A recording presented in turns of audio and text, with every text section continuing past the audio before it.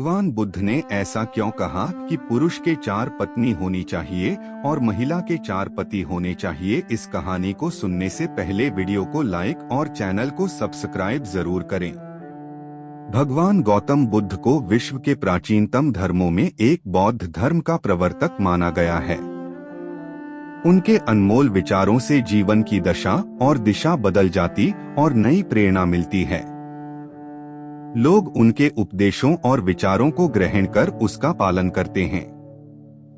लेकिन गौतम बुद्ध के कई विचारों में एक है 4 पति पत्नी होने से जुड़े विचार, जिसे जानकर आप चकित रह जाएंगे।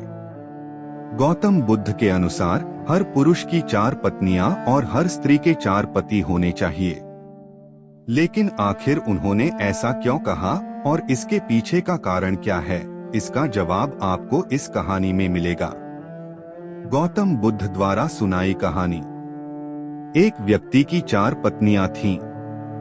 उस दौर में पुरुषों को एक से अधिक पत्नियां रखने का अधिकार प्राप्त था। व्यक्ति का जीवन अपनी पत्नियों के साथ अच्छा चल रहा था। लेकिन कुछ समय बाद व्यक्ति शारीरिक परेशानियों से घिर गया और काफी बीमार पड़ गया। बीमारी इतनी जटिल थी कि ठीक होने के बजाय दिन ब दिन स्थिति खराब होती जा रही थी। अपनी हालत देख व्यक्ति को यह समझ आ गया था कि उसकी मृत्यु का समय नजदीक है। इसे लेकर वह उदास रहने लगा। पहली पत्नी का जवाब। एक दिन उसने पहली पत्नी से कहा, प्रिय, मेरी मृत्यु नजदीक है। मैं जल्द ही अपने शरीर का त्याग कर संसार से मुक्त हो जाऊंगा। लेकिन मैं अकेले नहीं जाना चाहता हूँ।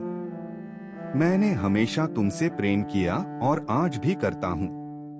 क्या तुम मेरे मृत्यु के बाद मेरे साथ चलोगी? यह सुनते ही पत्नी खामोश हो गई और अंत में उसने हिम्मत जुटाते हुए पति से कहा, स्वामी, मैं जानती हूँ कि आप मुझसे बहुत प्रेम करते हैं और मैं भी आपसे उतना ही प्रेम करती हूँ। लेकिन आपकी मृत्यु के साथ हमारे अलग होने का भी समय आ गया। यह कहते हुए पहली पत्नी ने मृत्यु के बाद उसके साथ चलने से इनकार कर दिया। दूसरी पत्नी का जवाब। इसके बाद व्यक्ति अपनी दूसरी पत्नी के पास जाकर उससे भी यही प्रश्न पूछते हुए कहता है, क्या तुम मृत्यु के बाद मेरे साथ चलोगी? जवाब में दूसरी पत्नी कहती है, जब आपकी पहली पत्नी ने ही आपके साथ जाने से इनकार कर दिया तो मैं आपके साथ कैसे जा सकती हूँ? यह कहते हुए वह भी उसके पास से चली जाती है। तीसरी पत्नी का जवाब।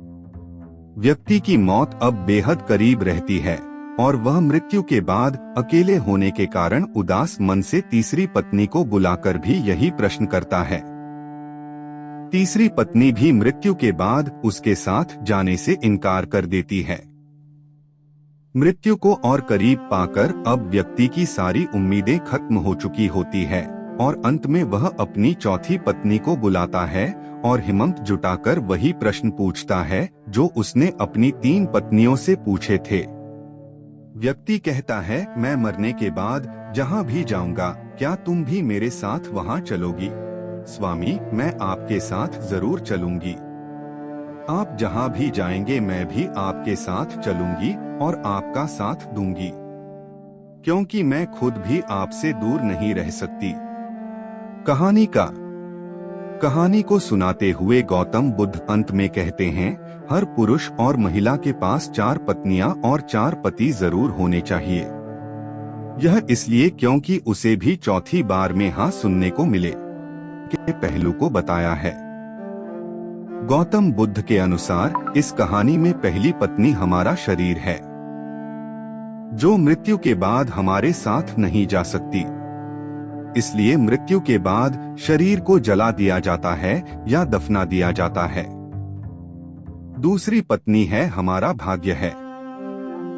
मृत्यु के बाद हमारा भाग्य भी यहीं छूट जाता है और हम उसे साथ नहीं लेकर जा सकते हैं। तीसरी पत्नी का संबंध रिश्तों से है। मृत्यु के बाद रिश्ते नाते सभी यहीं छूट जाते हैं और हम चाहकर भी इसे अपने साथ नहीं लेकर जा सकते हैं। कहानी में चौथी पत्नी जो कि साथ जाने के लिए तैयार हो जाती है। इसका संबंध हमारे कर्म से है। कर्म ही एकमात्र ऐसी चीज है जो मृत्यु के बाद हमारे साथ जाती है। कर्म ही वह चीज है जिससे हमारे पाप पुण्य का लेखा जोखा होता है और मृत्यु के बाद हमारी आत्मा को स्वर्ग या नरक की प्राप्ति होती है। यह कहानी आपको पसंद आई है तो वीडियो को लाइक और चैनल को सब्सक्राइब जरूर करें। कमेंट में नमो बुद्धा जरूर